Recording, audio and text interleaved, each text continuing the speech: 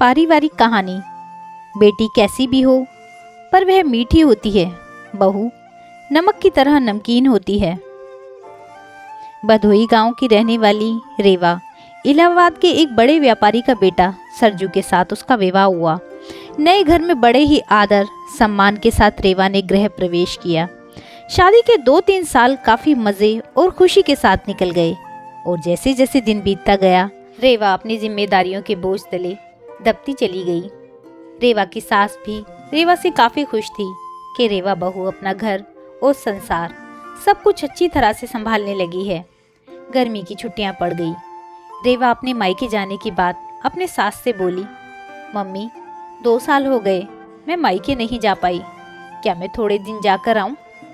सास ने जवाब दिया, देखो रेवा अगली साल चले जाना। रेवा यह सुनकर काफी नाराज और दुखी होकर सोचने लगी कि जब चंचल दीदी हर 3 महीने पर घर आती हैं तो मम्मी काफी खुश होती हैं और कहती हैं कितने दिनों के बाद आई हो और मुझे 2 साल हो गए, मेरे बारे में कोई कुछ सोचता ही नहीं है। मेरी खुशी किसी के लिए कोई मायने नहीं रखती है और क्या दिन भर इन लोगों को खाना बना के खिलाती रहूं, घर का सारा काम करती रहूं, क्या मेरी यही जिंदगी है? और रेवा कमरे में आंसू की धारा समेटे दाखिल हुई। शाम को चंचल दीदी आने वाली है, देखना मम्मी कितना खुश होती हैं।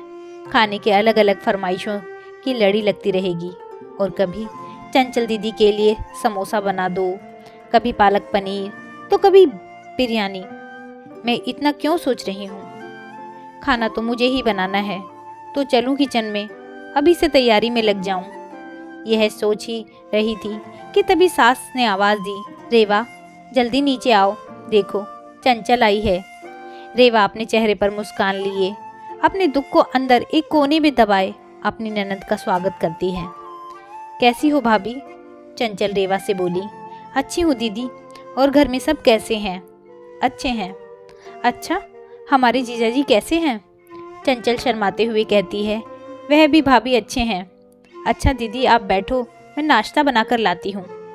नहीं नहीं भाभी, कुछ मत बनाओ, मैं अभी घर से नाश्ता करके ही आई हूँ, और भाभी केवल 2-3 घंटे में ही रहूँगी क्योंकि सास की तबीयत ठीक नहीं है। आपके जीजाजी उन्हें लखनऊ दिखाने गए हैं, तो वो बोले कि तुम अकेली यहाँ क्या करोगी, एक काम करो तुम अपने मायके जाकर सबसे मिलकर चली आओ। सो मैं आ गई। मुस्कुराते हुए चंचल ने जवाब दिया, अच्छा दीदी रुको, मैं खाना बना देती हूँ, आप खा भी लीजिएगा और जीजाजी और अपनी सास के लिए खाना भी बांध कर दे दूंगी। अरे भाभी मेरे साथ बैठो, बातें करो, शाम तक मैं चली जाऊंगी, खाना तो बनता ही रहेगा। तभी रेवा की सास ने रेवा से कहा, तुम एक काम करो, चंचल के साथ बैठो, बातें करो, मैं कुछ बनाती हूँ। जी नहीं मम्मी जी, मैं बनाती हूँ, आप दीदी से बातें कीजिए। तभी चंचल ने कहा, कोई बात नहीं, आप खाना बनाओ और मैं आपसे बातें करूंगी, थोड़ी मदद हो जाएगी, यह ठीक रहेगा। क्यों माँ? रेवा की सास बोली, ये भी सही है। रेवा और चंचल किचन में प्रवेश करती हैं और काफ़ी देर तक हंसी मजाक करते करते खाना भी तैयार हो जाता है। चंचल खाना खाने के बाद शाम को अपने घर चली जाती है।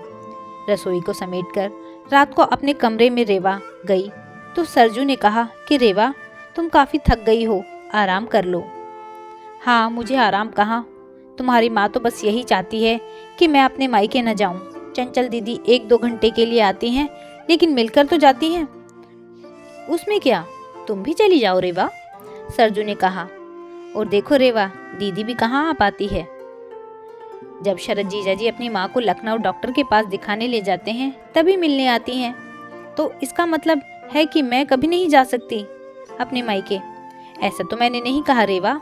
अच्छा तुम शांत रहो, मैं कल माँ से बात करता हूँ, तुम अपने मायके चली जाना, ठीक है? तुम तो रहने दो। गुस्सा करते हुए रेवा सो जाती है। सुबह उठकर रेवा अपने घर के काम में रोज की तरह लग जाती है। दोपहर में शर्मा आंटी रेवा की सास से मिलने आती है और काफी देर तक बातें करती रहती हैं। तभी शर्मा आंटी रेवा की सास से पूछती हैं कि चंचल की माँ, ये बताओ कि बहू और बेटी में क्या फर्क समझती हो? रेवा इस सवाल का जवाब का इंतजार कर रही थी कि मम्मी जी का इस पर क्या जवाब होगा। रेवा की सास मुस्कुराते हुए बोली, बेटी कैसी भी हो पर वह मीठी होती है, बहू नमक की तरह नमकीन होती है। यह सुनते ही रेवा निराश होती है और दिल भी काफ़ी दुखी हो जाता है। शर्मा आंटी चली जाती है। काफ़ी देर तक रेवा यही सोचती है कि मैंने मम्मी के साथ क्या बुरा किया है, मम्मी मेरे बारे में ऐसा क्यों सोचती हैं। और वह अब घर में निराश रहने लगती है। निराश रेवा को देखकर एक दिन रेवा की सास ने पूछा, रेवा यहाँ आओ, तुमसे कुछ किसी ने कहा है क्या, या सरजू ने कुछ बोला क्या? कुछ नहीं मम्मी जी, रेवा की आवाज़ में दर्द था। रेवा की सास ने उसके अपने पास बिठाकर पूछा, नहीं तुम बताओ रेवा क्या हुआ। रेवा की आंखों में आंसू भर आई और रेवा ने सास की सारी बातें बता दी कि कैसे शर्मा आंटी से आप बेटी और बहू में फ़र्क बता रही थी। ओह, तो यह सुनकर तुम नाराज़ हो गई, बस इतनी सी बात। अरे रेवा, मैंने कहा बेटी मीठी होती है, वह चाहे कितनी भी गलती करे उसकी गलती नज़र ही नहीं आती है।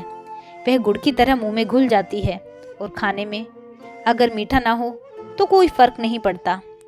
और बहू नमक के समान इसलिए है क्योंकि खाने में अगर नमक ना हो तो खाना बेस्वाद होता है। खाने में नमक मिलने पर हम जो खाना खाते हैं उसी समय नमक के हम कर्जदार बन जाते हैं। ठीक उसी तरह तुम मेरे लिए वही नमक हो। मैं अपने स्वार्थ के लिए तुम्हें कहीं नहीं जाने देती हूँ, क्योंकि तुम्हारे ना रहने पर घर सूना सा लगता है। इस घर को संभालती हो, इसलिए हम तुम्हारे कर्जदार हैं। रेवा सारी बात समझ जाती है और अपनी सास के गले लिपट कर रोने लगती है। शाम को सरजू जब घर आता है तो अपनी माँ से कहता है कि माँ, रेवा अपने मायके जाना चाहती है एक दिन के लिए। रेवा तपाक से बोल उठी, नहीं नहीं, मुझे नहीं जाना है, मैं चली गई तो खाने में कोई स्वाद नहीं रहेगा। सरजू को कुछ समझ नहीं आया कि कल रात मायके जाने के लिए मुझसे कह रही थी, अचानक इसे क्या हो गया। सरजू सोचने लगा कि इन औरतों को समझना मर्दों के बस के परे है। रेवा की सास रेवा के सिर पर हाथ फेर रही थी और सरजू एक टक लगाकर रेवा और अपनी माँ को देखता था। तो दोस्तों, ये थी एक छोटी सी कहानी। यह कहानी आपको कैसी लगी मुझे कमेंट करके ज़रूर बताइएगा। यदि कहानी अच्छी लगी हो तो कहानी को लाइक कीजिएगा, शेयर कीजिएगा, और अगर चैनल पर नए हो तो मेरे चैनल को सब्सक्राइब कीजिएगा। कहानी सुनने के लिए बहुत बहुत धन्यवाद दोस्तों।